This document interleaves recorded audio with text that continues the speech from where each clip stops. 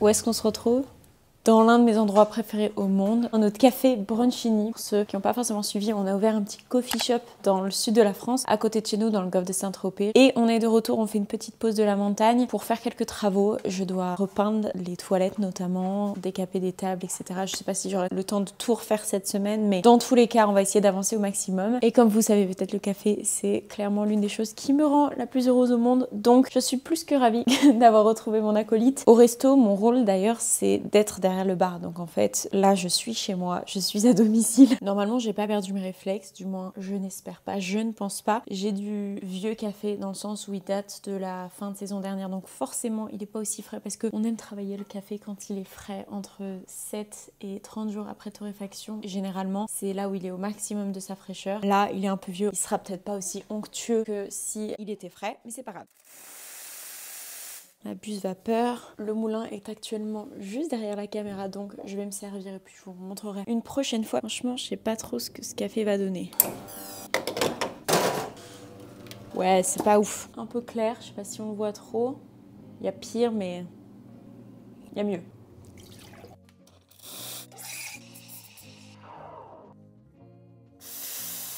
On veut une texture un peu type peinture, justement, c'est le thème.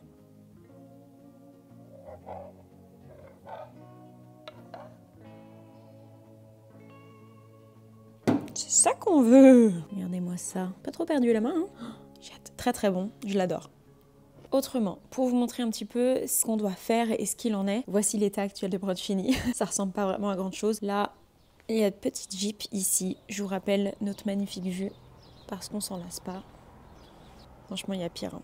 J'adore. La priorité actuellement, c'est de refaire ces toilettes. Ils sont tristes, ils sont pas foufous. On peut pas faire grand chose sur le sol parce qu'en fait, la distance, c'est réglementé pour le passage de personnes en situation de handicap, notamment avec un fauteuil roulant. Pareil, le sol, vous voyez, il est antidérapant. Ça, on peut pas le changer non plus. Du coup, on s'est dit comment est-ce qu'on peut réanimer un petit peu ces toilettes et on a pris de la peinture pour carrelage, du coup, assez clair et repeindre aussi ce petit meuble juste ici avec les couleurs de Brunchini. Mettre un petit peu de déco, je pense que ça va quand même changer la donne. Voilà, du coup, la couleur qu'on a pris, c'est lin. Franchement, pour les peintures étanches de salle de bain, etc., il n'y a pas énormément d'options. Et pour le meuble, du coup, on a fait une couleur sur mesure chez Leroy Merlin qui se rapproche en fait cet ocre. En vérité, j'adore peindre, mais à chaque fois, il y a une étape que j'oublie, c'est les scotch, où il faut tout scotcher, il faut tout protéger, et ça, je déteste. Enfin, je pense que personne n'adore. J'en profite d'avoir un miroir, mais je me suis acheté cette petite lampe sur Amazon. Franchement, c'est trop bien, je trouve que ça apporte une meilleure qualité d'image, donc j'en suis très contente. Lui, il est dépité. Pour occuper un petit peu le chien, je lui ai pris des oreilles de cochon, type assis. Oh, ça a l'air trop bon. Elle est énorme. Bon appétit. Quand tu veux, j'ai toute la vie, hein. Bon, débrouille-toi, lavez les mains parce que ce truc ça pue. Je vais être dégueulasse pendant toute la vidéo, hein. Ne faites pas attention à ce pull, c'est un pull de chantier.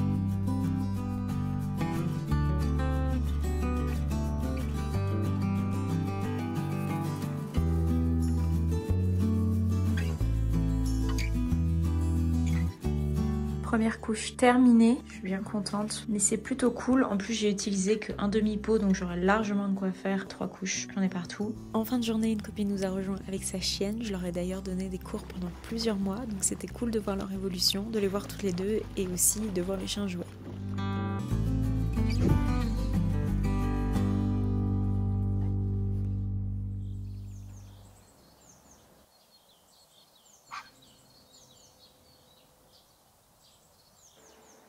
Allez, va. Ce matin, il fait beau, il fait bon et ça fait tellement plaisir. Je sais pas combien de degrés il fait, peut-être 15 degrés, j'en sais rien, mais juste la chaleur du soleil, c'est un bonheur. Je suis en route avec Jeep, sûrement un petit peu à contre-jour, mais je peux pas mettre... Je peux pas mettre de lunettes de soleil. J'ai eu une petite intervention au niveau de mes oreilles. Je me suis fait enlever des points en 2002. J'avais 10 ans. Je me suis fait recoller les oreilles. Elles étaient pas hyper en avant, mais moi ça me gênait énormément. Et en fait à l'époque il laissait des petits fils qui étaient pas résorbables, je sais pas si c'est le mot, mais en tout cas qui étaient censés rester pas gênés. Ça fait 6 mois que celui de gauche me gênait un petit peu. Et en fait elle m'expliquait que c'était des nœuds qui parfois remontaient et voulaient sortir, et comme ils n'y arrivaient pas, du coup ça s'infectait. Et du coup il y a 2 jours j'ai eu une petite intervention pour enlever ces fils. Du coup je peux pas mettre de lunettes de soleil encore parce que j'ai des plaies que je dois désinfecter tous les jours. Mais là on se balade du coup avec Jeep au milieu des bateaux. J'adore les bateaux et lui aussi, donc tant mieux. Enfin, il les craint autant qu'il les adore. On est en direction du café. On va continuer la peinture aujourd'hui. J'en profite du coup aussi pour le faire sa petite balade du matin.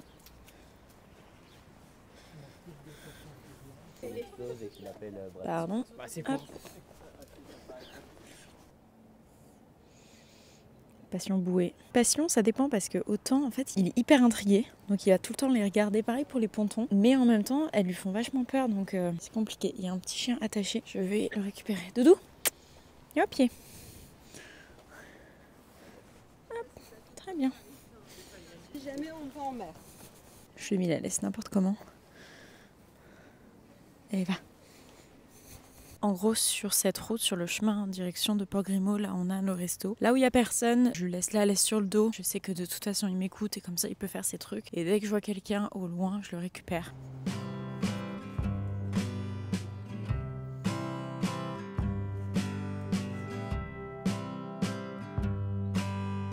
Tu sais où tu vas, toi, hein? Bien arrivé, je vais voir à quoi ça ressemble un jour après, dis donc, ça fait plaisir, hein. C'est trop bien et ça agrandit l'espace, c'est ouf. Mais avant, petit café, forcément. Je suis pas accro au café, c'est-à-dire que si j'en ai pas, je suis pas là à trembler entre guillemets. Mais j'adore le goût et c'est surtout que c'est un peu comme une zone de confort de me faire un bon café, parce que si c'est pour boire un café dégueu, je le prendrais pas. Je suis devenue assez sélective du coup. Le process même de me faire un café, c'est un peu thérapeutique.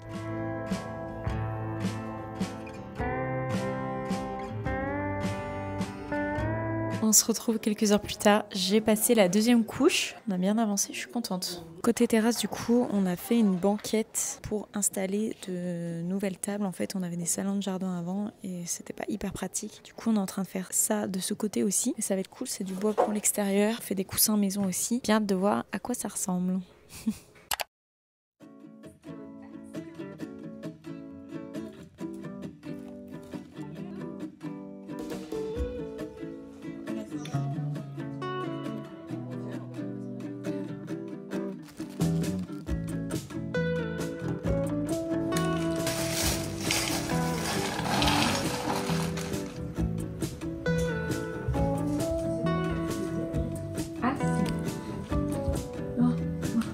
Bon appétit!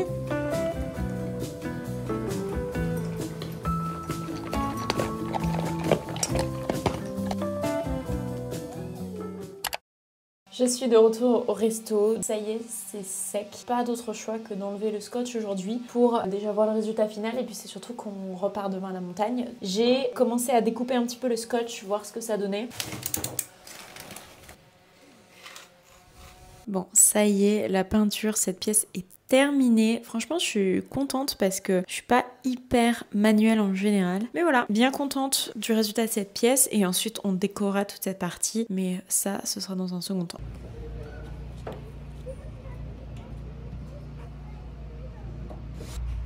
Et de ce côté, la banquette est terminée aussi, c'est trop cool, hyper satisfaisant. Avec cœur des clients, ça nous fait 16 places en tout dehors, donc plutôt cool. Je viens de me poser 2 minutes avant de ranger les affaires et partir du café. Et je suis tombée sur une vidéo d'une petite fille avec son grand-père qui a Alzheimer. Et il a un instant en fait où il se souvient d'elle et il lui parle, etc. Et autant vous dire que ça m'a fait fondre en larmes. Je pleure comme je respire, à tel point que ma famille, enfin si je me mets à pleurer en fait personne ne relève, parce que c'est vraiment, je veux dire, je pense que je dois pleurer, pas tous les jours, peut-être tous les 2 jours, un truc comme ça. Enfin bref, je vis mes émotions très fort et c'est vraiment un moyen pour moi de les exprimer. Dès qu'il y a un truc qui est important pour moi, j'en pleure, que ce soit positif, négatif, etc. Mais si vous êtes comme moi, on est 2. Le pire, je me souviens, c'était quand je passais mon permis de conduire pendant les leçons. J'étais très à fleur de peau, enfin stressée, etc. Et il suffit que quelqu'un me dise un truc et j'étais là. C'est trop énervant. Et là, en vérité, je suis un petit peu en train de procrastiner puisqu'il faudrait que j'aille faire des courses pour la montagne parce que c'est tellement cher là-haut que je me dis autant optimiser et faire au moins tout ce qui est sec ici. Mais il faut que je finisse de ranger le resto. Ça ressemble pas à grand-chose et il faut que je me bouge et partir.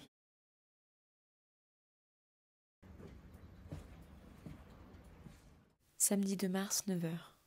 Ce matin-là, nous avons pris la route tôt, quand soudain mon téléphone sonne. Et je comprends immédiatement.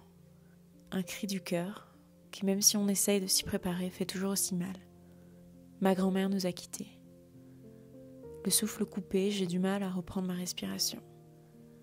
Un mélange d'émotions m'envahit. Tristesse, colère, incompréhension, déni. Mes larmes expriment ce que ma bouche est incapable de dire. Le temps s'arrête et les plans changent. Les heures et les jours qui passent paraissent irréels. Le temps suspendu. Un instant, je n'y pense pas, tout semble normal. Puis la réalité me rattrape et ma vue se brouille. Tout perd de son importance et les passions n'ont plus la même saveur. Je me sens complètement vide. La culpabilité prend le dessus quand les impératifs me rattrapent, m'obligeant presque à faire comme si de rien n'était. Et pourtant, rien n'est plus comme avant. Mes grands-parents ont toujours été des repères importants. Je me suis enrichie de leur histoire et j'ai appris de leurs expériences. Elle était la dernière de cette génération. Récemment, ma famille s'est agrandie. Nous faisons voir le monde à nouveau à travers leurs yeux d'enfants. Nos parents deviennent grands-parents et nous, des parents. Au début, on en rigole. Puis soudainement, la réalité nous saisit. Le temps passe et c'est plus si drôle. Ça fait peur. J'ai perdu mes repères. L'âge a attendri ma grand-mère et le temps l'a aidée à se libérer. Sa vie n'a pas toujours été simple, le devoir laissant peu de place aux émotions. Je me rends compte à quel point j'ai de la chance de pouvoir me construire et vivre pleinement avec les miennes. Ce samedi, j'ai perdu une partie de moi. Rien ne sera plus jamais pareil. Mais elle est apaisée et je n'ai pas de regrets. Je crois que c'est le principal. Les instants de lucidité prennent la place des habitudes, difficiles à perdre. Nos appels, mes visites, ces moments précieux. Tu n'as plus ton téléphone là où tu es et le trajet est un peu long, mais je te promets de continuer à t'écrire.